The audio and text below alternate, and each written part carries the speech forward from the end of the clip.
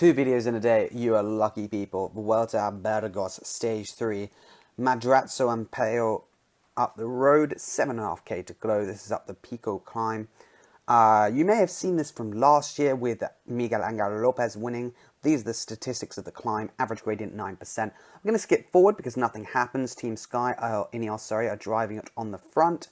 We have Kenny Ellison, we have Ivan Sosa, we have David de la Cruz, and yeah, those are the boys. And then you've got a couple other Randys in there, including Jonathan Narvaez.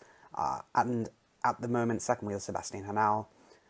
Keeps going, nothing happens. 4.4k to go, it gets steep. Basically, bottom of the climb, not very steep. But as you can see, a 9% average. I mean, that's going to mean that if the bottom's not steep, the top is very steep because there's some downhill parts as well. So this last part is really, really horrible. And you've got, the usual boys around. A scatty guy decides it's time to attack. This is Samitier, very strong bloke. I mean, no doubt about it. If you're putting time into Kenny Ellison up 15-16% gradients, you are super strong. But there's no point attacking now. Just sit in, see what you can do. But his teammate Oscar Rodriguez does well and knows the tactics. Anyway, Pierre Rolland is here. There's a lot of old school guys. Guillaume Martin, Gabriel, I won't be able to pronounce his name. He's from Eritrea and is a monster for dimension data. So yeah, that's a surprise for them. Managed to get some points. Super steep at this point, 15-16%. They're only going 12-13k an hour on this particular section. Vuelta a Burgos last year, on this exact climb, Sosa came second on basically the sprint. He messed up the sprint, was on the left-hand side, should have been on the right-hand side as the road curved to the right. Here's Pierre Rolland, looked like he's getting dropped, but he paces it well. There's that Gabriel bloke I was talking about for dimension data, and then there's some other guys who I don't really know their names, and Guillaume Martin, you can see, but want to go bare. Ravazzi's about to get dropped for UAE, you can see him just ahead.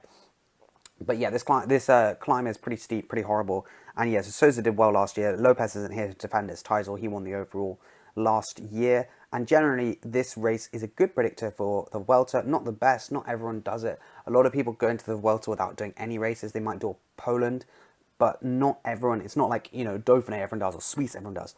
Burgos, it just depends. So this climb goes on for a long time. I mean, you got me ranting on for another 14 minutes or something crazy.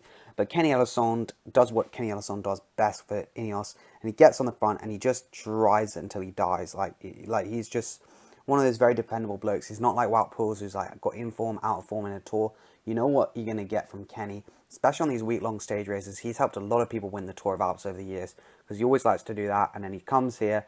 And I remember him making a couple of years ago an Instagram joke about him making an echelon up this climb. There's Ravazzi about to get dropped.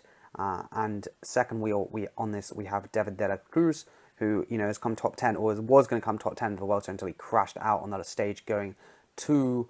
This was in 2017 when Chris Froome won, and it was going to the Angler, and he crashed out on a slippy road.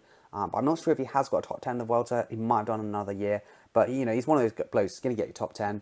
Decent time trialist, but never going to win at Grand Tour, let's be honest, because he just doesn't have that climbing ability or time trialing ability. He's just a solid all-rounder, similar to Wout Poels, I would say, but just not exactly the same. But yeah, Pierre Rolland just spinning nice little gear at the back. They often like showing these random shots of the back of the peloton. I don't really know why, but anyway, that's what they like doing. Samitier is still up front, giving a good effort. We've got that nice pain face on him. Really beautiful climb this, and it goes into the clouds, and we don't get to have much visibility. Looks a bit like the Angler at the top. And there's Androni Siedemek's next bloke who's going to win the Vuelta or whatever, or Giro in the next couple of years. As we all know, Carapaz is here, winner of the Giro on his rim brakes. I was going to make a video about that. Every single person who's come on a podium in the Grand Tour so far has done on rim brakes, but I thought that might trigger people too much. Ineos, all on rim brakes as well. I mean, I just like triggering people about rim brakes. There's the Porto kit. If you don't know, W52 Porto, they're a team that are sponsored by the Porto team, like Porto football team, which is pretty cool. Quite common in Portuguese cycling. As you can see, I'm ranting about all sorts of stuff because this race is not too exciting, but I want to show you all of it because you'll get to see who's strong, who's not strong. You're going to see Ivan Sosa looking unbelievably good, like really good. I made a video about him last year when he won on the Passo Giao to take the first inaugural Adriatica Ionica stage race, and he destroyed everyone up there. And I said he's going to be a world beater. I mean, it's not really surprising. Everyone knows he's going to do well. He didn't win Tour de l'Avenir last year. Pogacar won it, but Pogacar's turned out very well. He might be racing the Vuelta as well, unconfirmed. I got told, well, I didn't get told, everyone got told. UAE said he wasn't going to do a Grand Tour this year, maybe even next year, but they might have changed their minds. But yeah, you still got the boy Kenny Ellison, one of the cutest boys around. 52 kilos. He's won on the Angliru before. And he knows how to climb well. He also does follow me on Insta as well, somehow. I don't know why. But yeah, there we go, into the clouds, 3.3 kilometers. And you can see it's very rampy, which suits some people, it doesn't suit other people. But I think if you're hanging on, it often can be good because, you know, you dig on the really steep parts and over the top, and then on the flat parts, you sort of get a recover. And also, when you go onto the steep part, because everyone decelerates, you have a bit more momentum coming in, and you can sort of relax on that first part. So we still have 3 Sky guys. You didn't see it, but Ineos guys, but Navarez got dropped there. He sort of like came out, looked like he was going to do a turn, and then was like, nah, you're all right. And Ellison is creating that echelon and really drilling it. And De La Cruz is there. The guy who's surprising today was Pedrero. I haven't really heard much of him. I mean, like, I know he does well, and he's a Spanish climber, but he surprised me today with how strong he was. And Carapaz was not looking, you know, he's looking in decent form, but it wasn't looking in, like, going to win the Welter form. I don't really know who's doing the Vuelta. No one seems to be doing it. Geraint Thomas is ruled out. I'm disappointed. He could have done well. I think their speedo is slightly out. I think they're going a bit faster than 20 k's an hour. But yeah, he's not doing it. Alaphilippe's not doing it. I don't know who Ineos are going to lob on. Maybe De La Cruz, maybe Sosa, but I don't really know. It's an interesting route. Got like 7k or no, it's like short team times. I think it's 7k or 17k. I can't remember. And then there's a time trial of 37k, so that's like, you know, 40-minute time trial for them, more or less. So gaps for that will be, you know, 2-3 seconds per kilometer. So we're looking at maybe 2 minutes to 2 to 3 minutes from the top guys to the bottom guys. But yeah, Roglic looks like he's turning up, and Kruijswijk is also turning up as well. So De La Cruz goes on the attack here, just testing the legs. Pedrero closes it easily, followed by Sosa. Doesn't really achieve much by Sosa closing that, I thought. Thought we should have let it go with the Movistar boys, but he didn't. But it's putting more and more people in difficulty. You see the Nuroni Sidemet guys going. Guillaume Martin's still looking strong, and same with Gabriel. Gabriel's looking an absolute monstrous. He's got a very nice technique. I've noticed a lot of their aero trains are quite skinny guys. They're not as, like, sort of big. A lot of the climbers who are European or South American are quite small in terms of height, but their legs are more, like, bulky. But a lot of the aero trains, like him, Kudus, Tekla Heimanot, they're all very skinny legged and have a really, really nice cadence and very nice pedaling style. Similar to Dombrowski, he's another guy who's like got seriously skinny, looks more like a runner than anything else. But on the contrary, Woods is actually a bit heavier. But anyway, Oscar Rodriguez, I believe this is, he looks like Hugh Carthy here, to be honest. It's a Spanish Hugh Carthy, and he's going on the front. Again, just, you know, testing everyone. But I don't really understand these attacks. Like, yeah, if you want to win and don't want to do anything else, fair enough, attack. But let's be honest, we all know Ivan Sosa is stronger than all of you, and Carapaz has won the Giro. So it doesn't really make sense to attack. What it makes far more sense to do is just sit in and just sort of like, because everyone's on the same time in GC. It's not like they're 5 minutes back and they don't care. Everyone's on the same time. It's a short stage race. Sosa's going to want to win. I don't think he's won this year for Ineos. Maybe he did in the Route d'Occitane, but I'm not sure. So, you know, you might as well just think, okay, I'll go for a GC, get a good GC vision for the week. Just sit in, save energy, and wait for the big boys. If they get attacked, just leave them, let them go. The Brittany fans are literally everywhere. I don't think there's a single race where you don't see one of those Brittany fans flags there. But Sosa looking at me. He's on the back. I want to talk to him about him because I haven't neglected him so far. But he's looking around. He's looking really, really calm. He's just checking the situation. You can see he's really not panicking at all. De La Cruz goes again, followed by Carapaz, followed by Pedrero. Guillaume Martin again. I mean, Guillaume Martin, you're like, okay, fine, he does have to close this because no one else will. But at this point here, Sosa, watch Sosa. He's looking around, he's looking good, and he's going to absolutely launch. And there he goes. Cheerio, thanks for coming. People try and react, but we all know no one can. Carapaz is the first one to properly go for it. And it looks now like he's going to easily get on his wheel. Because you see how he closes down the first couple of meters easily. And then, you know, it's not super steep part. You can see they're going 25, 26k an hour. The draft is possible. But you'll see here, he's still not on the wheel. And as it starts to ramp up, Sosa starts to sort of not gain, but just keep that distance away from him. And he's got this little bobbing style, and he looks really, really comfortable on a bike. Like, not comfortable, like, he doesn't look like he is, but he seems very comfortable in that position where he's sort of over the bike, driving it. A bit like Bernal, they both have that thing where they sort of get their head over it and just really start driving it. It's quite a different technique to some of the other people who sit a bit further back and aren't as bent over on the saddle.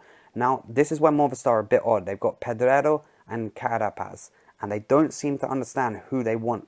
Like, Carapaz obviously went in as leader, won the Giro, But like on the road, they should see like, oh wait, who's stronger? But now look, Pedro's dropped Carapaz, and now Carapaz is like fighting back. So now they've got a 2-on-1, but are they stronger? Like, this is the thing I don't understand, is they never seem to like be able to adjust their tactics on the fly. Well, Ineos, whoever's stronger on the day, goes for it. But now, like, what are they doing? You know Sosa can drop Carapaz, he's shown it. So now Pedro attacks and puts Carapaz in difficulty. But this has achieved nothing, because all you've got now is you've isolated Carapaz. You've dropped Carapaz, got Pedro versus Sosa. We know Sosa can drop Pedro, because straight away the only person you could follow was Carapaz. So now Sosa goes and Pedro is struggling. And so now you've got two Movistar people not with each other. Look, that each one is having to do the same amount of work because they're all in the draft. So Sosa's just riding away from everyone else and has got a massive advantage. Now Pedro decides, oh, I'm going to wait up and get Carapaz to drive me. It's like, so why did you attack in the first place? If you don't think you can drop him, you might as well wait for Sosa to attack or set a firm tempo so that you lose less time and think about the GC overall. But they don't. They just ride sometimes with no structure. And like Carapaz, I mean, like, fair play to him. In a minute, you're going to see Pedro waits up, Carapaz gets to the front and drives it. But Sosa, I mean, at this point here, he's got this nice bobbing style, which I'm a big fan of myself, as I do like to bob when I'm going full. And he just looks like a monster on the bike. Will he win a Grand Tour? Probably, yeah. I have big doubts about his time trialing ability. So basically, he needs a Roman Bardet style of a number of kilometers of time trialing. But you can see here, obviously, De La Cruz is not going to do much. But the people who have chased early on are now starting to pop. And Rodriguez and that Androni guy are coming across. So now we have Carapaz and Pedro. Now, like, at this point, like, they should be chasing, but together, because it's not super steep at this point. Like, obviously, it's not like, a motorway in terms of drafting, but you're gonna get some draft off them. So just just got to think about the tactics. Like, Sosa's the strongest there. It's obvious he's the strongest there. Like, I could tell you that before, because the way he's looking around, his body confidence. I mean, they know that they're not dumb, these pro cyclists. I mean, they're incredibly good at figuring out who's in good form, who's in bad form. But sometimes I feel like the team managers are so stuck and say, like, no, he's the leader, he's the leader.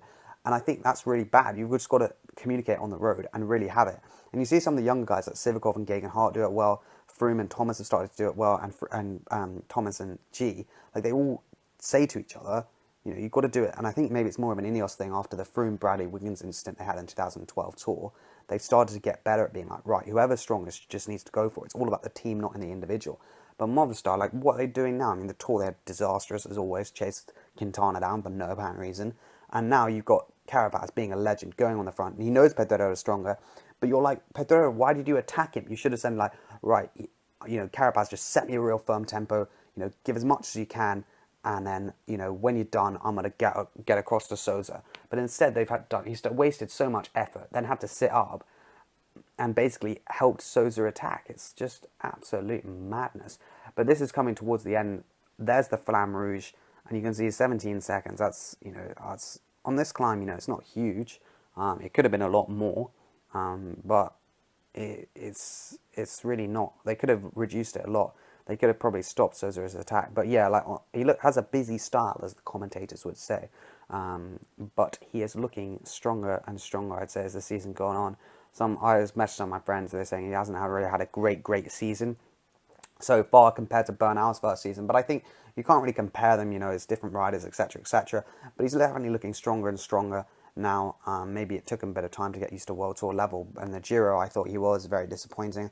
I expected more from him. I expected him to gain some breaks. Obviously, the GC had gone for them, but I expect him to be a bit better. But now he's looking like he's on his own. I hope he does 2 Grand Tours this year. I think that will be good for his training. But then the problem is that if he does the Giro as well, that's going to be pretty tiring for him, because that's sort of like 2 Grand Tours in a row.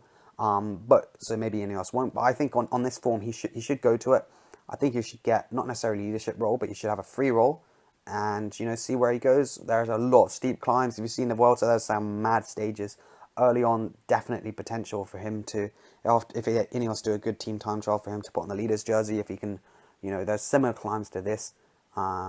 There's a hilly stage around Calpe as well. There's a lot of good stages early on as well. I like the Vuelta route this year. Obviously, the time trial at ship 2.5 minutes, but so will Chavez, so it's all good. To Kreiswijk or someone like that. So it's really going to be a super exciting Vuelta. I'm really up for it, the Vuelta. It's going to be a good stage. Pedro is looking stronger and stronger as this climb goes on. He's starting to hold the gap which makes even more sense. But here comes Oscar Rodriguez. He's got off the pace early of Sousa, realized it's unattainable. And this is, I mean, I don't know what sort of style this is. I mean, it's sort of a Kreiswag style with the arms completely out when he's out the saddle. But you can't abuse a bloke who's managed to go past Carapaz, go past De La Cruz. He's holding on to Pedro. He's put on a massive gap. And some people said, oh, maybe, you know, if he followed Sousa, he might have done. But I don't think it is. I think everyone else is blown up because Sousa's just destroyed them. And Rodriguez has paced it well and is coming back stronger and stronger. Very clever ride from him. If I was a World Tour guy, if I was Ineos, I'd sign him. He looks like he knows what he's doing. And he's really embarrassed these Movistar boys. Two of the Movistar boys probably stronger than him. But tactically, just not good enough on the day. And Sousa is taking the easy win at this moment in time. But this is what I was talking about. It's quite a technical finish, really. Obviously less technical than they could see last time. But you might remember there's a sort of a concrete path that Lopez took and just basically took out Sousa last year. And Sousa was like, I don't want no sprint like last year. Don't want to lose to Lopez, even though, they don't want to lose again. And luckily Lopez wasn't there. So yeah, here we go. Can't see him, but he's coming. And Sousa takes the win, takes the overall lead. And I think he'll probably have it unless something drastic changes. A couple mountaintop finishes to go, but nothing crazy. Nice 4-hour race for the boys. No power data I could find, unfortunately, about this climb or these people, so that's a bit disappointing. But I reckon, you know, it was a 20-ish minute climb, so probably climbing at 6 watts per kilo would be my guess for the win at this stage. And there's Oscar Rodriguez coming in 18 seconds back. There goes Pedro. I'll just count them all home. And then Carapaz loses some time, and I believe 4th place is now going to be David De La Cruz, making Ineos in a pretty firm position. Then we've got an Androni bloke. He'll probably get signed for the World Tour next season, and then is Carapaz. So cheers for watching, and I'll see you in the next one.